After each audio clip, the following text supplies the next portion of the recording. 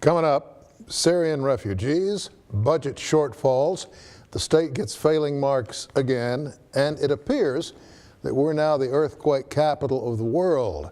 This and more next on Perspectives.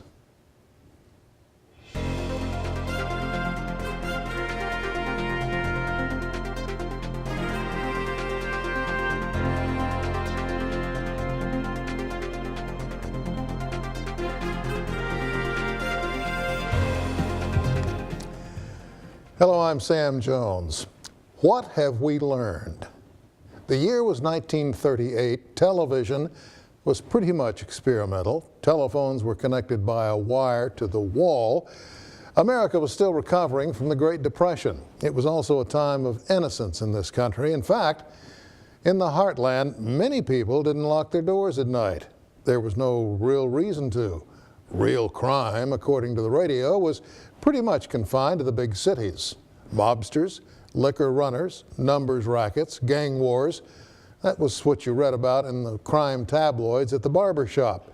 New York and Chicago and Philadelphia, maybe, but never here. Now, wait a minute, because we did have some of that roaming around. We had Pretty Boy Floyd, Bonnie and Clyde, Babyface Nelson, a few others, bank robberies, shootouts.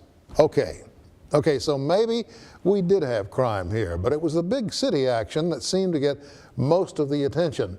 Sort of the early media's way of saying, hey, if you think it's bad here, just take a look at what's going on in the big towns. It's the magician's standard trick. If you watch what's happening over there, you won't really see what's going on right under your nose. Still, most people in these parts felt safe.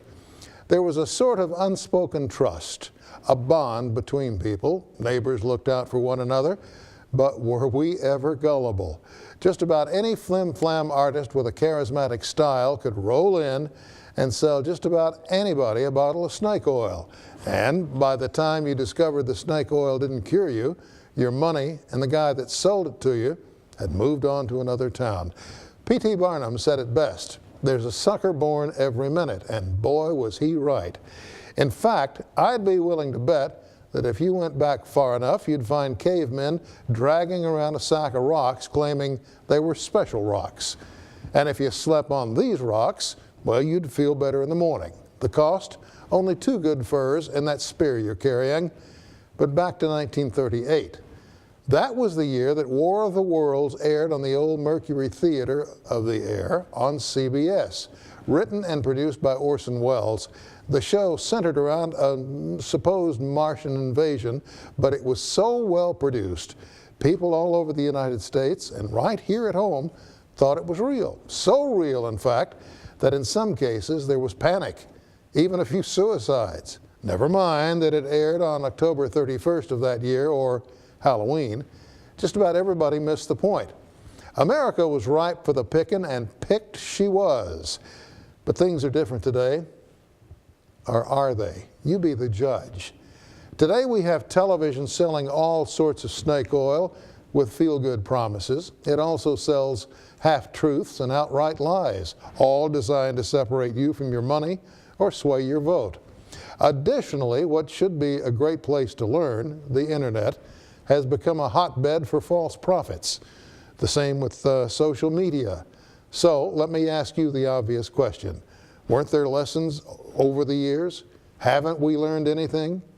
Only it appears that P.T. Barnum was right. There's a sucker born every minute. So be careful out there, my friend. Hold on tight, because the dark side is out in force again tonight.